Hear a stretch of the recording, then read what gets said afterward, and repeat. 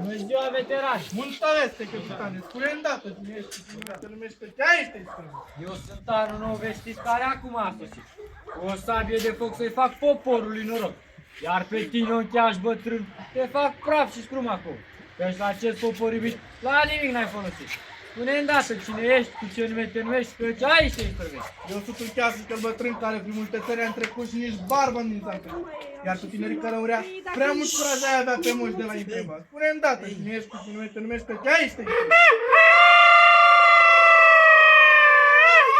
Ia-ți corul cu răsuri, pe cât de părtare, nu e căptanul oare, nu e căptanul oare. De la maica cea surată, lapte dulce creștinesc, iar acum case jărelul tot prin codri veseli. Și-am să ies la drumul mare, la bruc 7 pistoare, să omor la mic și mare, să mă întorc pe cea cără. Pelim bea, pelim mănânc, seara pe pelim mă culc, dimineața când mă scol, cu pelim pe ochi mă scol. Iar tu cine ești, cu ce nume te numești, că ce ești să-i sprăvesc? Eu Jeanul cel vestit care mulți boieri am jumuit. Iar pe tine te jumlesc ca pe un câine ce bănesc. Dacă nu-ți vine să crezi, hai în codi și ai să vezi. Unde stufele mai mari zac în sânge boieri mari.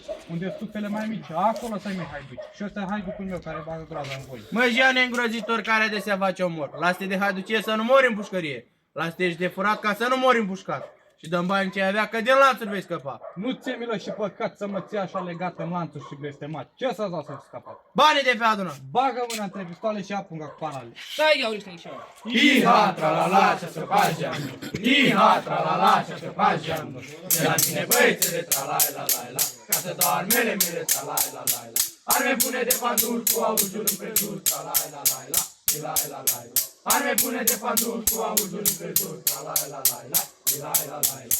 Iar tu cine ești, cu ce nume te numești, că ce ești să-i spune? Eu sunt până toată România și în care se primește mea părța să mă deci. Iar ca să-mi comunizezi, cântă cum îi zici pe voi. Mă înțelegeam pe toți și vede tra-la-la-la-la. De sub tine nu se vede tra-la-la-la-la.